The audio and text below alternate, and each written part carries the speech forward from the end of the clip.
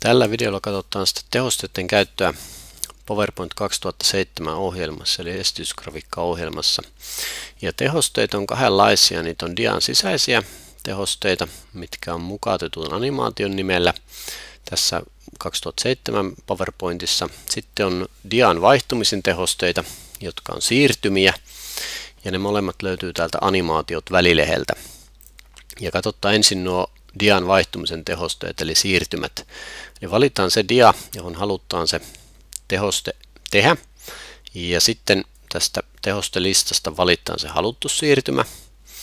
Niin kuin huomataan, niin esimerkiksi tässä on 4 hyvin samantyyppistä siirtymää, ainoastaan ero on se, että mistä suunnasta se siirtymä sitten tulee. Ja otetaan käyttöön täältä joku, vaikka tuommoinen. Ja sitten tehosteen asetuksia löytyy täältä siirtymä tähän diaan ryhmästä animaatiot välileheltä, eli sinne voisi laittaa äänen. Sen nopeutta voi säätää, eli onko se hidas, normaali vai nopea. Sitten tämä siirrys seuraavaan diaan valinta on se, että miten siirrytään seuraavaan. Oletus on toki tuo napsautet tässä hiirellä, mutta me voitaisiin laittaa vaikka automaattisesti jälkeen kohtaan 5 sekuntia, jolle 5 sekunnin päästä joka tapauksessa siirryttäisiin seuraavaan diaan. Jos olisi klikattu hiirellä, niin jo aiemmin sitä. Jos tuon ruksin ottaisi pois tuosta, niin nyt joka tapauksessa pitäisi ottaa se 5 sekuntia ennen kuin se seuraava dia sieltä tulisi. Jos me haluttaisiin, että kaikki diat saisi kerralla tämän saman tehosteen, niin sitten me klikattaisiin vielä tuota käytä kaikissa painiketta, joka sitten ottaisi tämän saman tehosteen jokaiselle dialle. Mutta katsotaan, miltä tämä nyt näyttää. Eli noin tulee tuo tehosteen kanssa sivu ja 5 sekunnin päästä pitäisi vaihtaa. Eli tuossa oli kulunut se 5 sekuntia, niin se meni sitten seuraavalle dialle. Ja sillä ei nyt ole vielä mitään tehostetta. Ok, sitten se dian sisäiset tehosteet, eli mukautettu animaatio. Se lähtee liikenteelle siten, että avataan ensin se mukautettu animaatioikkuna tuonne. Se löytyy täältä animaatiot välilehti, animaatiot ryhmä ja siellä on painike mukautettu animaatio. Ikkuna avautuu tänne oikealle ja valitaan ensiksi ne elementit, joille animaatiota halutaan tehdä.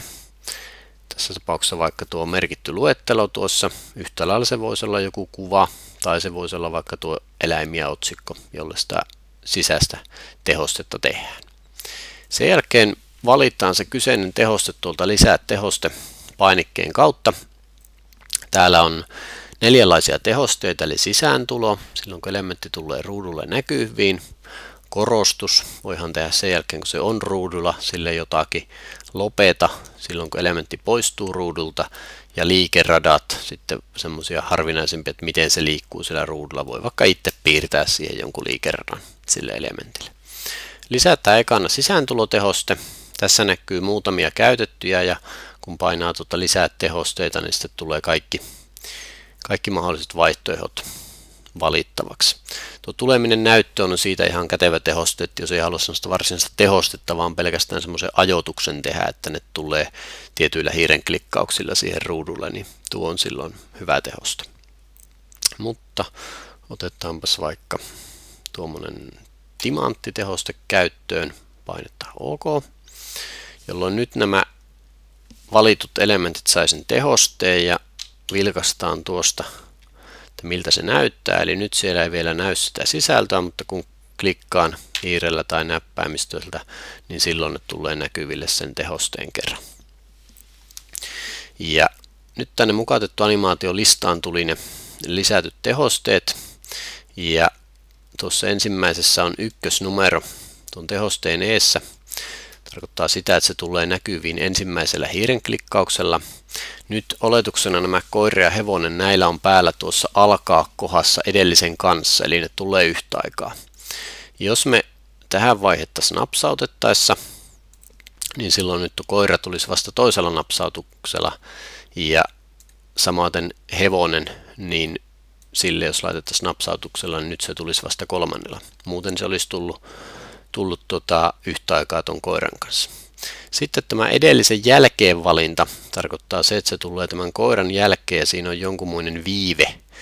Ja se viive me päästään säätämään, kun klikataan hiiren kakkospainikkeella tätä kyseistä tehostetta ja sieltä tehosteasetuksiin mennään. ja ajoitusvälilehti, missä on sitten tuo viive, ja panahan siihen vaikka 3 sekuntia.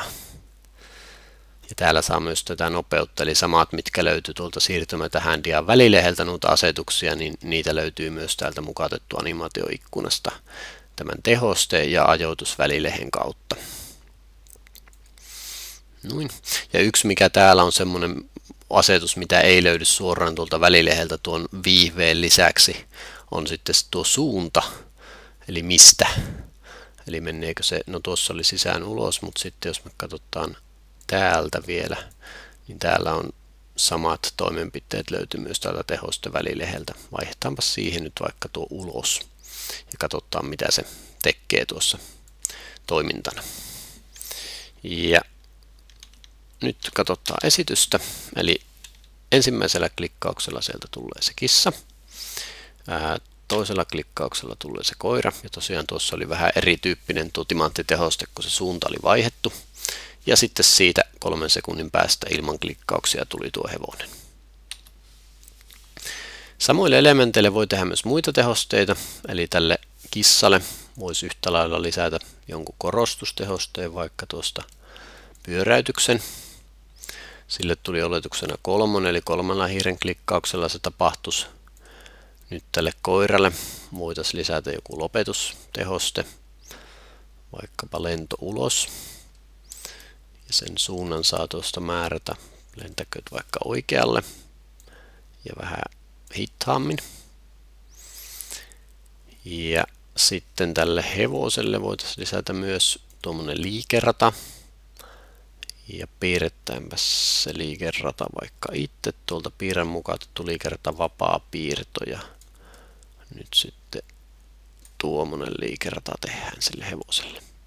Ja nyt näillä kaikilla on nämä hiiren klikkaukset täällä. Eli monella klikkauksella se tapahtuu ja vilkaistaan sitten miltä se näyttää. Eli ensimmäinen, toisella tulee koira. Nyt pitäisi hetken päästä sitten tulla se 3 sekunnin päästä se hevonen, noin, sitten 3. klikkauksella se kissa pyörähtää, 4. koira lentää ja 5. sitten hevonen tekee sen itse piirretyn liikeradan. Ja jos tätä järjestystä haluaa täältä muuttaa tätä numeroiden, niin haluaisikin, että tuo hevonen tekisi sen liikeradan jo tuossa välissä, niin hiirellä ottaa kiinni ykköspainikkeella ja sitten raahaa ne haluttuun järjestykseen tässä mukautettu animaatioikkunassa. Ja nyt siis pitäisi tuo hevosen, eli ykkösnapsaus, toinen napsaus, sitten se hevonen tulee kohta sinne näytölle, sen oli sen 3 sekuntia viive, ja sitten 3. napsauksella se hevonen lentelee, ja 4. oli kissan pyöräytys, ja 5. se koira pois. Eli noin. Ja tosiaan tämä mukautettu animaatio ikkunan kautta sitten kaikki toiminnot, ja jos sitä ei suoraan näy tässä näytöllä, eikä myöskään tällä siirtymä tähän diaan, tuolla siirtymä tähän diaan, eli tämä valintahan oli siihen dian vaihtumisen tehosteessa, eli ne ei liity tähän mukautettuun animaatioon, vaan mukautettu animaatio oli ainoastaan täällä tämä painike ja sitten se valikko aukesi tänne mukautettu animaatio, eli täällä se hiiren kakkospainike ja sieltä ajoitus, niin sieltä löytyi sitten ne ja tehostevälilehti, kaikki muut. Tässä on tosiaan nyt se ero PowerPoint 2010, eli siinä tavallaan erillistä tämmöistä mukautettu ikkunaa ei välttämättä tarvi, vaan siinä niitä sitten löytyy täältä välileheltäkin hyvin samantyyppisesti, kun ne löytyy tässä 2007 tuohon dioiden vaihtumisen tehosteeseen, mutta tämä dian sisäiset tehosteet, eli animaatiot, täytyy tehdä tämän mukautetun animaation kautta.